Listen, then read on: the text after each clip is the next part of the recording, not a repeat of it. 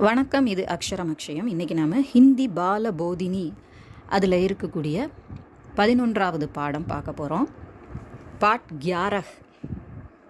முதல்ல இதனுடைய இன்ட்ரொடக்ஷன். இந்த லெசனில் நம்ம என்னெல்லாம் பார்க்க போகிறோம் அப்படிங்கிறத பற்றி இங்கே கொடுத்துருப்பாங்க இல்லையா.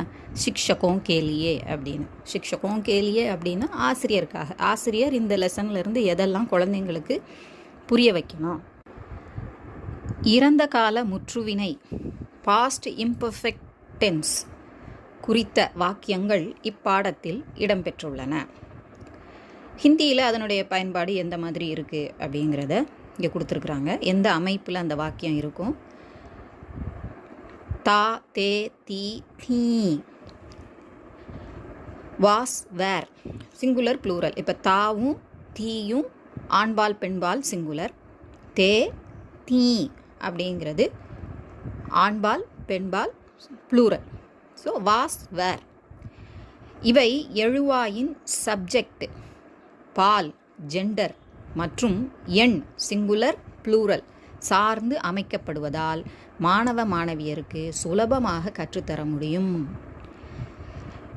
அதாவது எப்படி நம்ம ப்ரெசன்ட் டென்ஸில் ஹை ஹை அப்படிங்கிறது சிங்குலருக்கும் ப்ளூரலுக்கும் வருதோ அதுபோல் அதே இது இங்கே பாஸ்ட் டென்ஸ்லையும் பயன்படுத்தப்படுது. ஹைக்கு பதில் ஹைங்கிற சிங்குலருக்கு பதில் இங்கே தா, தீ அப்படின்னு அது ரெண்டு ஆண்பால் பெண்பாலாக பிரியுது. ப்ரெசன்ட் டென்ஸில் நம்ம ஹை அப்படிங்கிறத ரெண்டுக்கும் காமனாக போட்டுருவோம். அதே மாதிரி ஹை அப்படிங்கிறத ப்ரெசன்ட் டென்ஸில் ஆண்பால் பெண்பால் ரெண்டுக்கும் காமனாக போட்டுருவோம் ப்ளூரலாக. இங்கே அந்த ப்ளூரலும் ஆண்பால் பெண்பாலாக ரெண்டாக பிரியுது. தீ, தீ. தீக்கு மேலே ஒரு டாட் வச்சுருக்குலே அது வந்து சந்திரபிந்து. ஸோ அதை வந்து தீம் அப்படின்னு சொல்லக்கூடாது, தீ அப்படின்னு மூக்கால் உச்சரிக்கணும். அது மூக்கு ஒலி, அதனால் மூக்கால் உச்சரிக்கணும். இதை தான் நம்ம சொல்லித்தர போகிறோம். அங்கே ஹே ஹே வச்சு படித்த மாதிரியே இங்கே படிக்கிறதுனால இது கொஞ்சம் ஈஸியாக இருக்கும். அதுவும் ஆண்பால் பெண்பால் தெளிவாக காமிச்சு நம்ம இங்கே படிக்க போகிறோம். இப்பாடத்தில் 1 to 10 வரையிலான எண்களுக்கான ஹிந்தி சொற்கள் தரப்பட்டுள்ளன. சொல்வதற்கு மட்டுமல்லாமல் எழுதுவதற்கும் பயிற்சி தரவும். ஸோ அதை நல்லா உச்சரித்து கரெக்டாக சொல்கிறதுக்கு ப்ராக்டிஸ் கொடுக்குறது மட்டும் இல்லாமல் ஸ்பெல்லிங் கரெக்டாக எழுதுறதுக்கும் ப்ராக்டிஸ் கொடுத்துடணும். எக்ஸாமில் கொஷின் வரும் அப்படிங்கிறதுக்காக சொல்கிறாங்க. இப்போ பாடத்துக்கு போகலாம். கோபால் ஆஜ் கௌன் தின் ஹே. இந்த கௌன் தின் கேக்கு பதில் கௌன்சா தின் ஹே அப்படிங்கிற பிரயோகமும் இருக்கும். இங்கே குழந்தைங்க அப்படிங்கிறதுனால எளிமையாக கவுன் அப்படிங்கிறத கொடுத்துருக்குறாங்க. கவுனும் சொல்லலாம், கவுன்ஸாவும் பயன்படுத்தலாம். கவுன்கிறது யாருன்னு மனிதரை மட்டும் குறிப்பிடலை, கியா என்ன எந்த அப்படிங்கிறதையும் அது மீன் பண்ணுது. இந்த இடத்துல கியாங்கிற வேர்டு பயன்படுத்தக்கூடாது, அது புழக்கத்தில் கிடையாது இந்த நாட்களை குறிக்கிறதுக்கு. கோபால் ஆஜ் கௌன் தின் ஹே, இன்னைக்கு என்ன கிழமை. நாள் அப்படிங்கிறத மீன் பண்ணாலும் நம்ம தமிழில் வந்து கிழமைங்கிற வார்த்தை இருக்குது. மாஸ்டர் ஜி ஆஜ் சோம்வார் ஹே. மாஸ்டர் ஜி இன்னைக்கு திங்கட்கிழமை, மண்டே. இந்த 2 சென்டென்ஸும் ப்ரெசன்ட் டென்ஸில் இருக்குது. இப்போது பாஸ்ட் டென்ஸுக்கு போகிறோம். அச்சா கல் கௌன்சா தின் தா.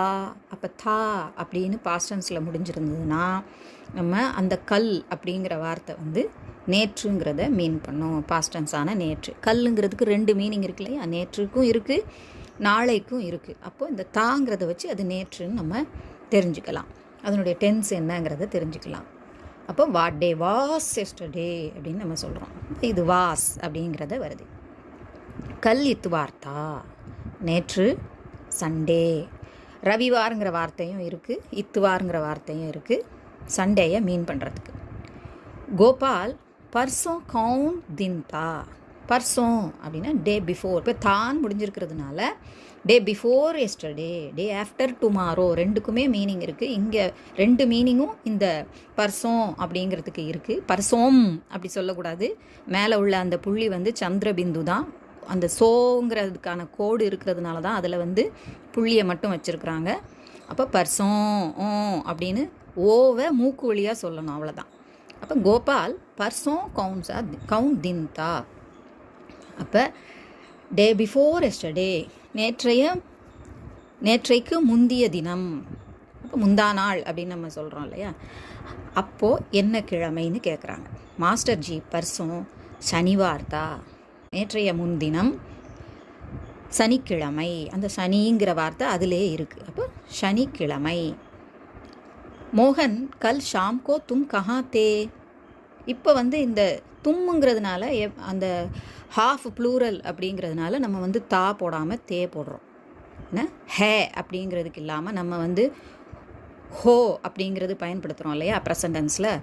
அப்போது அது வந்து ஹேவை பயன்படுத்தாமல் நம்ம ஹோ பயன்படுத்துகிறதே அந்த ஹாஃப் ப்ளூரல் மாதிரி அதுக்கு ஸ்பெஷலாக நம்ம ப்ரெசன்டென்ஸில் பயன்படுத்துகிற மாதிரி அங்கே ஹோ இருக்கிறதுனால இங்கே வந்து ப்ளூரலான தேயை தான் நம்ம தும் வரும்போது பயன்படுத்துவோம்.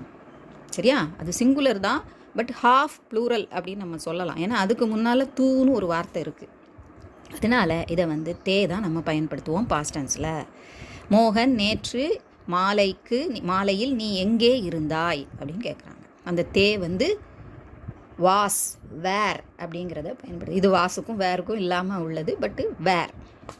நம்ம எப்படி யூ வரும்போது ஆர் பயன்படுத்துகிறோமோ அதே போல். கல் ஷாம் கோ மே ஸ்கூல் கே மைதான் மேத்தா. நேற்று நான் ஸ்கூல் ப்ளே கிரவுண்டில் இருந்தேன் அப்படின்னு சொல்கிறாங்க. பள்ளி மைதானத்தில் இருந்தேன். தும்ஹாரே சாத் வஹா அவுர் கவுன் கவுன் தே. உன் கூட கே சாத் அப்படின்னா தும் ப்ளஸ் கே சாத் தான் தும்ஹாரே சாத். உன்னுடன் வஹா அங்குன்னு அந்த மைதானத்தில் வேறு யார் யார் இருந்தார்கள் அப்படின்னு சொல்லியிருக்கிறாங்க. அப்போது அந்த அவுருங்கிறது ஆண்டுங்கிற மீனிங் தராமல் ஹூ எல்ஸ் அப்படின்னு சொல்கிறாங்க. மேலும் வேறு எத்தனை பேர் இருந்தாங்க.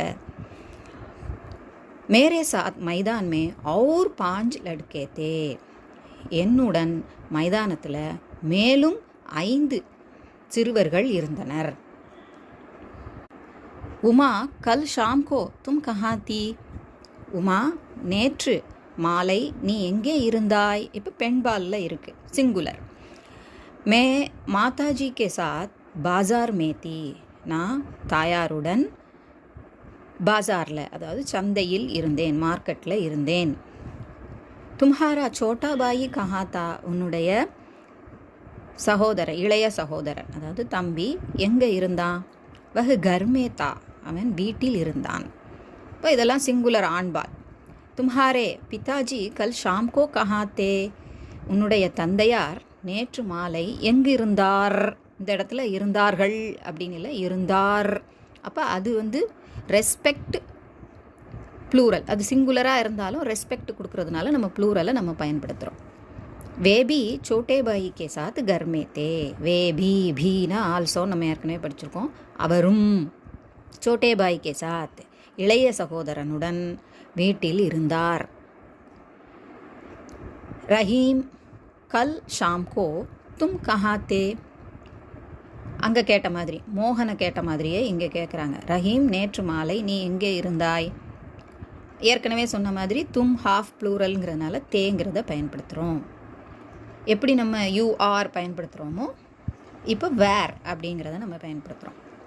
மே தோஸ்த் கே சாத் மைதான் மேத்தா. நான் நண்பர்களுடன் மைதானத்தில் இருந்தேன். ராஜன் கல் சபேரே தும் கஹா தே. இப்போ தேன் வர்றதுனால இந்த கல் வந்து நேற்றுங்கிறத மீன் பண்ணுது. ராஜன் நேற்று காலை நீ எங்கே இருந்தாய். கல் மே தோஸ்து கே யஹா தா. நேற்று நான் என் நண்பனுடைய வீட்டில் இருந்தேன். இந்த யஹா அப்படிங்கிறது அந்த இருப்பிடத்தை குறிக்குது, எந்த பிளேஸில் அவங்க இருந்தாங்கங்கிறத. அதை வீடுன்னும் நம்ம அர்த்தம் எடுத்துக்குவோம் பயன்படுத்தும் போது. யஹானா இங்கே அப்படிங்கிறது இல்லை, அவங்க இடத்துல இருந்தேன், அதை அவங்க வீட்டில் இருந்தேன், ஃப்ரெண்டோட வீட்டில் இருந்தேன். கல் மேரே தோஸ்துக்கா ஜன்மதின் தா. நேற்று எனது நண்பனின் பிறந்த நாள், அதனால அவன் அங்கே இருந்தான் அப்படிங்கிறத சொல்கிறான். ரமா கல் சபேரே தும் கஹாத்தி. ரமா நேற்று காலையில் நீ எங்கே இருந்தாய். பெண்பால்ங்கிறதுனால இப்போ தீ அப்படிங்கிறது இங்கே இருக்குது. மே மாதாஜி கே சாத் மந்திர் மே தீ. நான் தாயாருடன் கோவிலில் இருந்தேன். வஹா கியா தா. அங்கே என்ன இருந்தது, அதாவது அங்கே என்ன எதுக்காக போயிருந்தேங்கிற அர்த்தத்தில். மந்திர் மே கல் ஏக் உத்சவ் தா. அங்கே ஒரு விழா இருந்தது, அதாவது செலிப்ரேஷன், ஒரு கொண்டாட்டம் இருந்தது. கல் ஹம் டவுன் ஹால் மேத்தே. நேற்று நாங்கள் டவுன் ஹாலில் இருந்தோம் அப்படின்னு சொல்கிறாங்க. வஹா காந்தி ஜெயந்தி கா உற்சவ் தா. அங்கே காந்தி ஜெயந்தி விழா அல்லது கொண்டாட்டம் இருந்தது. இப்போ அபியாஸில் தமிழ் யா அங்கிரேசி மே அர்த் லிக்கோ, தமிழ் அல்லது ஆங்கிலத்தில் பொருள் எழுது அப்படின்னு சொல்லியிருக்கிறாங்க. 3 வார்த்தைகள் தான் கொடுத்துருக்குறாங்க. கல் நேற்று, எஸ்டர்டே. ஜன்மதின் பிறந்த நாள், பர்த்டே. உற்சவ் விழா, செலிப்ரேஷன். சங்கியாமே லிக்கோ, எண்ணில் எழுது, அதாவது நம்பரில் எழுத சொல்கிறாங்க. ஸோ 1 2 3 4 5 6 அல்லது சஹ, இங்கே நமக்கு சஹ அப்படி கொடுத்துருக்காங்க. 7 8 9 10.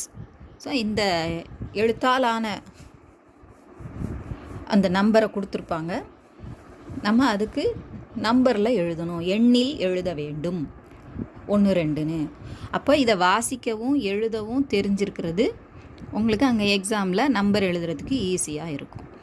ஓகேவா? இதை எழுதி கற்றுக்கணும். இது உங்களுக்கு உபயோகமாக இருந்திருக்கும்னு நினைக்கிறேன். அடுத்த பாடத்தோட அடுத்த வீடியோவில் பார்க்கலாம். பிடிச்சிருந்தா லைக் பண்ணுங்கள், ஷேர் பண்ணுங்கள், சப்ஸ்கிரைப் பண்ணுங்கள். சப்ஸ்கிரைப் பண்ண எல்லாருக்கும் நன்றி. நன்றி, வணக்கம், தன்யவாத்.